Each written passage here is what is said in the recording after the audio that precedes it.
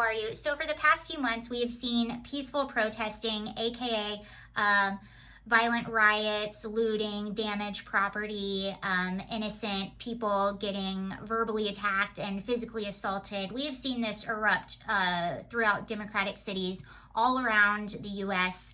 And Donald Trump, since the very beginning of this, he has offered every single city, he said, I will come in and help you and send federal agents. And the mayors of a lot of these cities keep saying no because they can't stand President Trump that much. They don't want to admit that they need his help.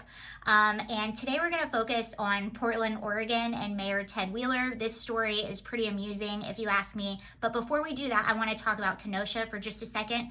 Kenosha is one of the cities that did have federal agents come in, I believe, after the third night of violent riots. So they saw probably some of the most violent rioting that we've seen all around the US, and they brought in a few thousand National Guard. And since they brought them in, they've had 3 nights of complete peace.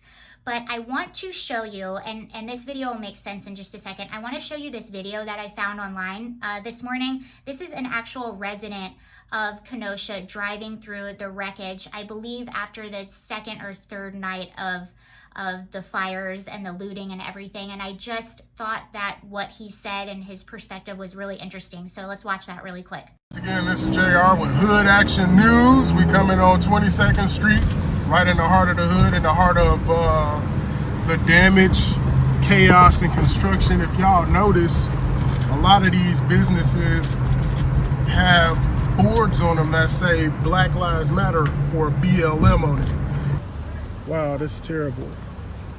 It gives me that feeling you can actually smell the smoke. We get our tacos from over here, man.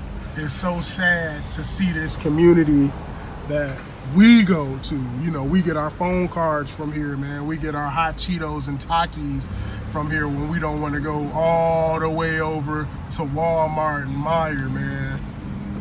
You know, look at this. You know, this is where they had their quinceañeras at, man. The essays, you know, this is where the essays be having their birthday parties at. This is where they sell a mattress at in the hood, man. So you can see these aren't just buildings, these are people's lives, these are people's businesses, and Kenosha isn't Beverly Hills, it's not a super rich area, and that's what Donald Trump wants to do. He's trying to go in and protect the most vulnerable, the ones that their local mayors are not protecting. Instead, they're protecting the mob, and this is what the mob is doing to cities. And Kenosha just happens to be, it's all concentrated in one area, but this is going on in tons of different cities. I saw one video of a woman, and I can't remember what city this was in, but it was after a night of rioting and they destroyed her pharmacy, and she's an elderly woman, and she was there with her son and they were being interviewed, and he said, I can't even take her, that's where she fills up her medicine, you know, that's where she does this or where she does that, and all of that had been taken from her because of these rioters. So I wanted to point that out because that is a city that did finally, I still think they did it too late, but at least they did it. That is a city that did accept help from Donald Trump, and it was a success. As soon as the National Guard went in, it was quiet and peaceful, and none of this happened, which proves that it is effective and it does help. So now I'm going to take you through a timeline of events.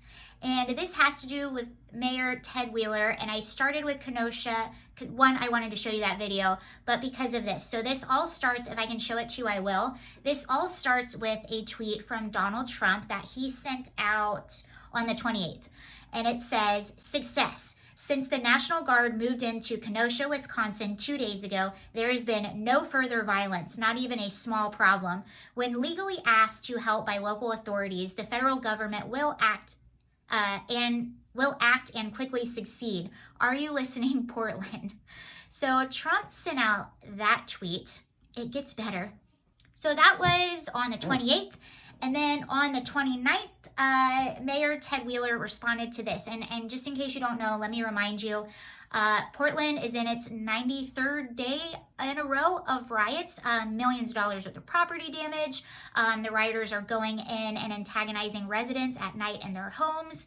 They are setting fires throughout the city. There were a few fires last night. They are attacking residents. They are verbally assaulting residents. So all this has been going on in his city for 93 days in a row.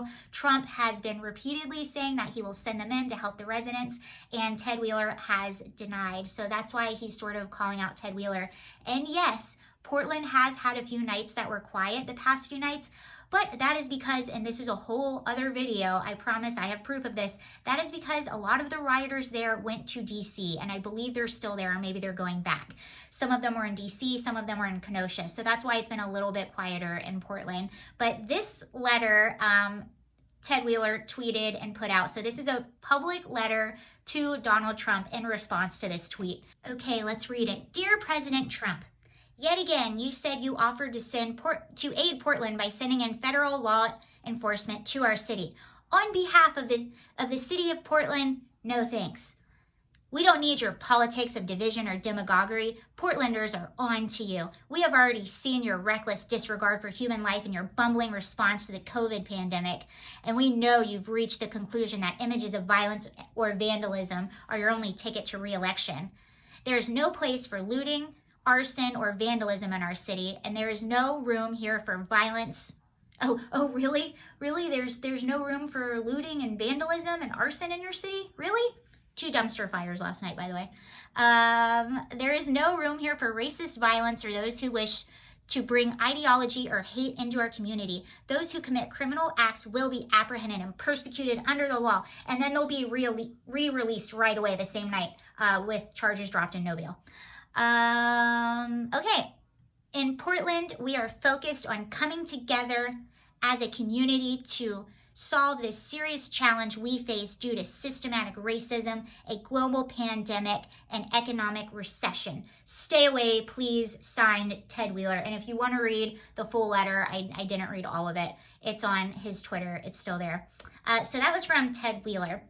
And the funny thing about that is this happened later.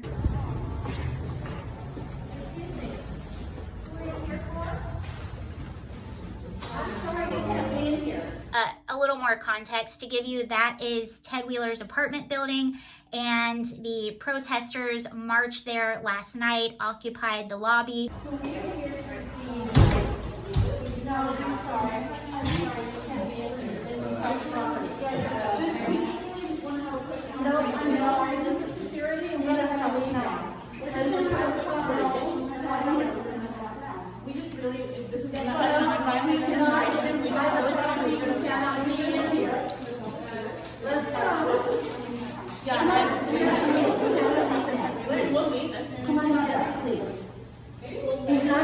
The funny thing too, I don't know, there was a girl sitting on the ground with really short hair, and I believe she was wearing a plaid shirt.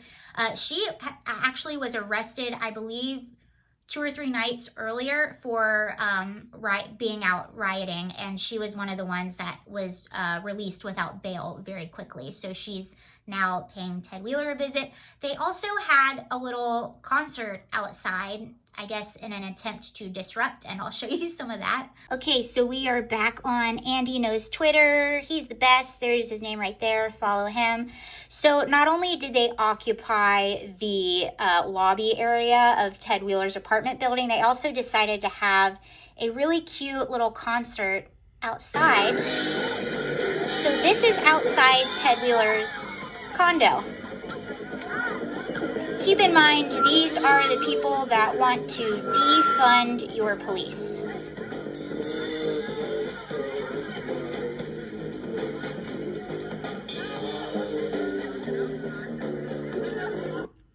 And then if we go up here, you can see they are shining lights up to his apartment building. The good news is nobody got hurt, I don't think, and I believe they eventually just all left. I haven't seen anything else about it. If you know different, let me know. But I believe they left, and they were, although loud and disruptive, at least they weren't violent. This is actually really good for Portland. But it just goes to show that there is no pleasing these individuals, and that's the sad thing. These Democratic leaders are just sissies, and they're trying to pander because they're scared of this mob. But the truth of the matter is they're only hurting themselves, because the residents are having to see what's going on, and you're never going to please the mob. Nothing is ever going to be good enough for the mob. These are angry, unhinged individuals. So it's just, you can't make this stuff up. It just continues to eat itself. I'm glad no one got hurt. I've heard that, or I did read that a friend of Ted Wheeler's went down and attempted to talk to them and set up a meeting, and they said no. They demanded Ted come down and talk to them at that same time. That's what they wanted. He never went down. Actually, you know what? While we're here, let's go on his Twitter and see if he has said anything. Ted Wheeler. That'll be fun. Mayor Ted Wheeler. Thank you, Portlanders, for... Oh, okay.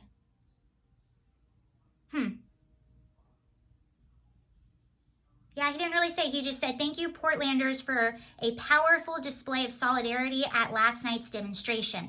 Racial justice requires the entire community to come together. Let's continue to focus on the work ahead and move forward with reform, recovery, and resilience plans for Portland.